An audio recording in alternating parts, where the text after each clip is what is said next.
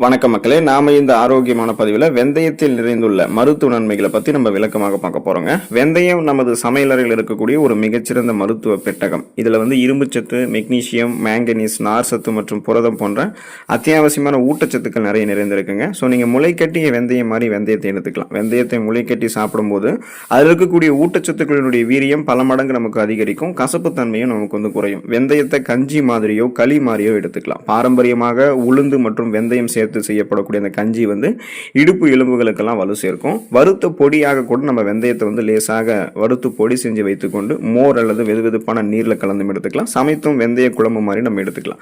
இந்த மாதிரிலாம் வெந்தயத்தை எடுத்துக்கொள்ளும் போது கிடைக்கக்கூடிய மருத்துவ நன்மைகளை நம்ம விளக்கமாக பார்ப்போம். அதை பற்றி பார்க்கறதுக்கு முன்னாடி இந்த வீடியோவுக்கு மட்டும் ஒரு லைக்கை கொடுத்துட்டு இந்த தகவலை உங்களுக்கு தெரிஞ்சவங்களுக்கும் ஷேர் பண்ணிடுங்க. ஏன்னா இது அவங்களுக்கும் பயனுள்ளதாக இருக்கக்கூடிய ஒரு ஆரோக்கியமான பதிவு தாங்க. இது போன்ற அப்டேட்ஸ்கள் நீங்கள் தொடர்ந்து பார்க்கறதுக்கு நம்மளுடைய ஹெல்த் நியூஸ் தமிழ் சேனலை மறக்காமல் சப்ஸ்கிரைப் பண்ணி வச்சுக்கோங்க. பக்கத்தில் இருக்கக்கூடிய பெல் பட்டனையும் கிளிக் பண்ணி ஆல் அப்படின்ற ஆப்ஷனையும் செட் பண்ணி வச்சுக்கிட்டீங்க அப்படின்னா நாங்கள் போடக்கூடிய எல்லா அப்டேட்ஸும் உங்களுக்கு நோட்டிஃபிகேஷன் அடிக்கடி சேரும். சரிவாங்க மக்களே, இப்போ வீடியோக்குள்ளே போயிடலாம். சர்க்கரை நோயை கட்டுப்படுத்தக்கூடியதுங்க வெந்தயம். ஸோ வெந்தயம் டயபெட்டிஸை நமக்கு மேனேஜ்மெண்ட் பண்ணுது. அதுக்கான காரணம் என்ன அப்படின்னா வெந்தயத்தில் இருக்கக்கூடிய ஃபைபர் என்று சொல்லக்கூடிய நார் சத்து தான். ஸோ இது என்ன பண்ணும் அப்படின்னா ரத்தத்தில் சர்க்கரை உறிஞ்சப்படக்கூடிய வேகத்தை நமக்கு குறைக்கிறது. இதனால் பார்த்தீங்கன்னா உடனடியாக நம்மளுடைய ரத்தத்தில் சர்க்கரையினுடைய அளவு அதிகமாக அதிகரிக்காது. அதாவது உடனே ஹை பிளட் சுகர் லெவலில் நமக்கு இன்க்ரீஸ் ஆகாது. மேலும் நமக்கு வெந்தயம் என்ன பண்ணுதுன்னா இன்சுலினுடைய சுரப்பை தூண்டி இன்சுலினுடைய எதிர்ப்பை குறைக்கிறதுக்கு ஹெல்ப் பண்ணுது. தினமும் காலையில் வெறும் வயிற்றில் வெந்தயம் ஊற வைத்த நீரை குடிக்கிறது, வெந்தயத்தை எடுத்துக்கிறது, இது எல்லாமே சர்க்கரையினுடைய அளவை சீராக வைக்கிறதுக்கு நமக்கு ஹெல்ப் பண்ணும். ஸோ பிளட்ல சுகரோட அளவை கண்ட்ரோல் பண்ணி நாளடைவில் அந்த சுகர் ப்ராப்ளத்தை நீங்கள் விடுபடணும், வரும் காலங்கள்லையுமே சுகர் இல்லாமல் நீங்கள் நலமோடு இருக்கணும்னா தொடர்ந்து வெந்தயத்தை சரிவிகித அளவில் உணவுகளை நீங்கள் சேர்த்துக்கொள்ளலாம். செரிமானம் மற்றும் வயிற்றுப்புண் குணமாகுவதற்கு நீங்கள் வெந்தயத்தை எடுத்துக்கொள்ளலாங்க. செரிமானம் தொடர்பான கோளாறுகள், வாயு தொல்லை மற்றும் நெஞ்செரிச்சலுக்கெல்லாம் வெந்தயம் ஒரு சிறந்த மருந்தாக இருக்கு. ஸோ வெந்தயத்தில் வளவளப்பு தன்மை, அதாவது பார்த்தீங்கன்னா இதெல்லாமே அந்த வளவளப்பு தன்மை இருக்குங்களே வெந்தயத்தில், அது வயிற்றினுடைய உட்புற சுவர்களில் ஒரு பாதுகாப்பு படலத்தை உருவாக்கி அல்சர் அப்படின்னு சொல்லக்கூடிய அந்த வயிற்றுப்புண் மற்றும் அசிடிட்டி போன்ற பாதிப்பெல்லாம் நமக்கு குறைக்கும்.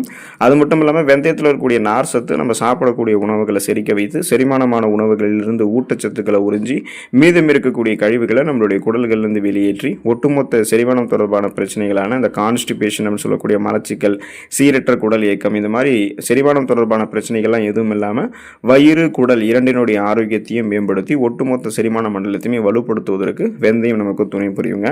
கொலஸ்ட்ரால் பிரச்சனை இல்லாமல் இதய ஆரோக்கியத்தை மேம்படுத்திக் கொள்வதற்கு நம்ம வெந்தயத்தை எடுத்துக்கொள்ளலாம். நம்மளுடைய இதயத்திற்கு ரத்த ஓட்டம் ரத்த நாளங்கள் வழியாக போகுங்க. அந்த ரத்த நாளங்களில் படிந்திருக்கக்கூடிய கெட்ட கொழுப்புகள் ஏதாவது இருந்துச்சுன்னா அதை நீக்கிக் கொள்வதற்கு தான் வெந்தயத்தை எடுத்துக்கொள்ளணும். ஸோ அந்த ரத்த நாளங்களில் படிந்திருக்கக்கூடிய கெட்ட கொழுப்பை நம்ம எல்டிஎல் கொலஸ்ட்ரால்னு சொல்லுவோம். அதில் குறைக்கிறதுல வெந்தயத்தில் இருக்கக்கூடிய நார் சத்து முக்கிய பங்கு வகிக்குது. குறிப்பாக வெந்தயத்தில் இருக்கக்கூடிய ஸ்டீராய்டல் சவோனின்கள் அது என்ன பண்ணும் அப்படின்னா குடலில் கொழுப்பு உறிஞ்சப்படுவதையும் தடுக்கும். ஸோ இது குறிப்பாக பார்த்தீங்கன்னா உங்களுக்கு அந்த தமனிகளில் கொழுப்பு படிவதை முன்னாடியே தடுத்து இதய நோய்கள் வரக்கூடிய ஆபத்தை குறைக்கும். அந்த ரத்த நாளங்களில் படிந்திருக்கக்கூடிய கெட்ட கொழுப்புகள் முன்னாடியே படியாமல் தடுக்கிறதுக்கும் படிந்திருக்கக்கூடிய கெட்ட கொழுப்புகளை நீக்கிறதுக்கும் வெந்தயம் உதவி பண்ணுறதால போதுமான அளவுக்கு ரத்த ஓட்டம் இதயத்துக்கு பார்த்தீங்கன்னா அந்த ரத்த நாளங்கள் வழியாக சீரான அளவில் கிடைத்து கொண்டே இருக்கும். இதனால் இதய துடிப்பு, இதயத்தினுடைய செயல்பாடு சீரான அளவில் இருக்கிறதால மாரடைப்பு, பக்கவாதம், இதய தமனிகளில் வீக்கம் ஏற்படுதல், இதய தசைகள் வலுவிழந்து போகுதல் போன்ற எந்த பக்க விளைவுகளுமே உங்களுக்கு ஏற்படாது. பன்மடங்கு உங்களுடைய இதயம் பலமாக இருக்கும். உங்களுடைய உடல் எடை எந்த விதமான பக்க விளைவுகளும் இல்லாமல் ஆரோக்கியமான முறையில் நீங்கள் குறைக்கணும், வெயிட் மேனேஜ்மெண்ட் நீங்கள் ப்ராப்பராக பண்ணணும்னா வெந்தயத்தை எடுத்துக்கொள்ளலாங்க. ஸோ அதுக்கான காரணம் என்ன அப்படின்னா வெந்தயத்தில் நீரில் கரையக்கூடிய ஃபைபர் என்று சொல்லக்கூடிய நார் சத்துக்கள் அதிகம் இருக்குங்க. ஸோ இது வயிற்றை உங்களுக்கு நிரப்பி நீங்கள் நீண்ட நேரம் உணவுகளை சாப்பிட்டு முடிச்ச ஒரு ஃபுல்ஃபில் சாட்டிஸ்ஃபேக்ஷனை கொடுக்குது. இதனால் பசி எடுக்காமல் நீண்ட நேரம் நீங்கள் தடுத்து கொள்ளலாம். இப்போ நீங்கள் பசி எடுக்காமல் இருக்கிறதாலே தேவையற்ற உணவு உட்கொள்வது உங்களுக்கு குறைய ஆரம்பிக்கும். உடல் எடை ஆரோக்கியமான முறையில் குறையிறதுக்கு அது உங்களுக்கு வழிவகுக்கும். ஸோ வெயிட் லாஸ் அப்படின்றது நம்ம ப்ராப்பராக பண்ணிக்கலாம். வெந்தயம் கலோரிகளினுடைய அளவு குறைவாக இருக்குது, ஆனால் ஊட்டச்சத்துக்கள் நமக்கு கொடுக்கும். ஸோ இது ஏற்கனவே நம்மளுடைய உடலில் தேங்கியிருக்கக்கூடிய அதிகப்படியான கொழுப்புகளை கரைத்து நமக்கு வேண்டிய ஆற்றலாக மாற்றி கொடுத்துரும். அதாவது கொலஸ்ட்ரால்ஸை எனர்ஜியாக கன்வெர்ட் பண்ணி எரிச்சிறதால வெயிட் லாஸ் நமக்கு ப்ராப்பராக வரும். தொப்பை போன்ற அமைப்பு, தேவையில்லாத கொழுப்பு படிவுகள் இதெல்லாமே குறைத்து கொண்டு கனக்கச்சிதமான கட்டுடல் மேனிய வெந்தயம் நமக்கு வழங்குங்க. கூந்தல் மற்றும் சரும ஆரோக்கியம் மேம்படுவதற்கு நம்ம வெந்தயத்தை எடுத்துக்கொள்ளலாம். இதில் கூந்தல் ஆரோக்கியத்தை முதல்ல நம்ம பார்ப்போம். இப்போ வெந்தயத்தில் இருக்கக்கூடிய புரதமும் நிக்கோட்டினிக் அமிலமும் அந்த நிக்கோட்டினிக் ஆசிட்ஸ் எல்லாமே கூந்தல் உதிர்வதை முன்னாடியே நமக்கு வந்து தடுக்கும். பொடுகை நமக்கு நீக்கி முடியினுடைய வேர்க்கால்களிலிருந்தே பலப்படுத்தும். ஸோ முடியினுடைய வேர்க்கால்கள் மூலமாகவே நம்ம பலப்படுத்துறதன் மூலமாக கிடைக்கக்கூடிய நன்மை என்னன்னா, முடி கொட்டுதல் போன்ற பிரச்சனை, முடி உதிர்தல் இது மாதிரி நமக்கு எதுவுமே இருக்காது. அடர்த்தியாக வளரக்கூடிய கருகருவென்று வளரக்கூடிய கூந்தல் அமைப்பும் கிடைக்கும். மேலும் தலைமுடி சார்ந்த பிரச்சனைகளாக கூடுதலாக ஒரு சில பிரச்சனைகள்லாம் இருக்கும். இந்த பேன் தொல்லை, பொடுகு தொல்லை இதெல்லாம் இருக்கும். ஸோ அது மாதிரி உங்களுக்கு எதுவுமே இருக்காது நீங்கள் வெந்தயத்தை பயன்படுத்துனீங்க அப்படின்னா. அதாவது வெந்தயத்தை அரைத்து தலையில் பூசினாலும் அந்த பிரச்சனை எதுவும் இருக்காது.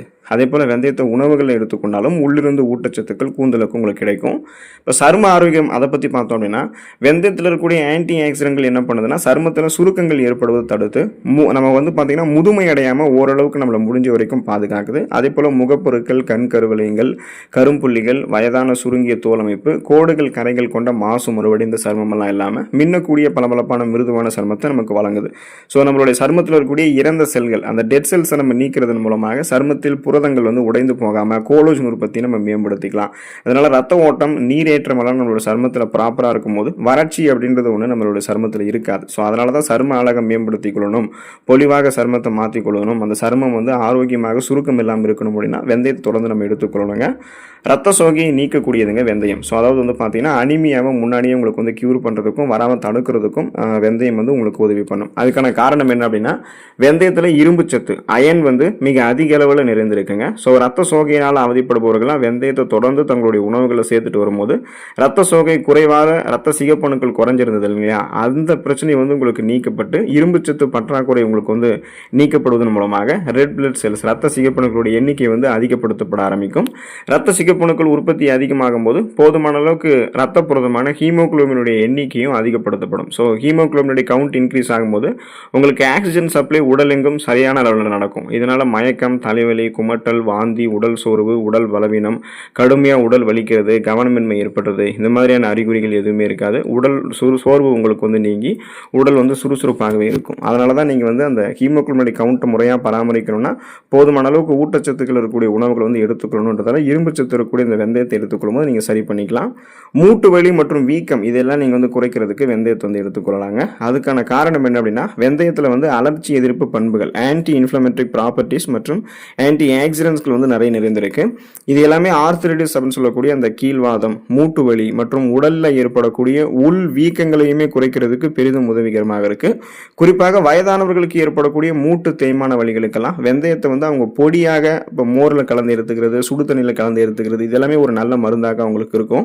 அந்த ஆன்டி இன்ஃப்ளமேட்டரி ப்ராப்பர்ட்டிஸ் அவங்களுக்கு வந்து கிடைக்கிறதால குறிப்பாக பார்த்தீங்கன்னா அந்த மூட்டு வலி, மூட்டுகளில் வீக்கம் ஏற்படுறது, எலும்பு தொடர்பான பிரச்சனைகளான இது மாதிரி அவங்களுக்கு எதுவுமே இருக்கவே இருக்காது. நலமோடு அவங்க வந்து பன்மடங்கு அவங்களுடைய உடல் எலும்புகளை எல்லாம் பலம் பெற வைத்துக் கொள்ளலாம். ஆஸ்டியோபோரோசிஸ், எலும்பு மெலிவு நோய், மூட்டு வலி, எலும்புருக்கி, முடக்குவாதம், எலும்பு மஜ்ஜைகளில் ஏற்படக்கூடிய பிரச்சனை, மூட்டு அலர்ச்சி போன்ற எந்த விதமான எலும்பு தொடர்பான பிரச்சனைகளும் அவங்களுக்கு வந்து ஏற்படாது. கூடுதலாக வந்து பார்த்தீங்கன்னா அந்த முதுகு வலி ஏற்படுறது, அப்புறம் வந்து அவங்களுக்கு அந்த தோள்பட்டை வந்து வலி இருக்கிறது, இடுப்பு வலி இருக்கிறது, கை கால்களில் வலி ஏற்படுறது, எலும்பு பிரதானமாக இருக்கக்கூடிய இடங்கள்லாம் குத்துவது போன்ற வலி ஏற்படுறது, இது மாதிரி எந்த பிரச்சனையும் இருக்காது. ஸோ குறிப்பாக அவங்களுடைய உடல் எலும்புகளை பலம் பெற வைத்துக்கொண்டு பேலன்ஸ்லாம் தடுமாறாமல் 50-60 வயதுகளிலுமே அவங்க ஸ்ட்ராங்காக இருக்கலாம். ஸோ இந்த அளவுக்கு நன்மைகளை பெறணும்னா தொடர்ந்து வெந்தயத்தை எடுத்துக்கொண்டு ஊட்டச்சத்துக்களை பெற்று நலமோடு இருங்க. உடல் ஆரோக்கியத்தை பராமரித்துக் கொள்ளுங்கள்.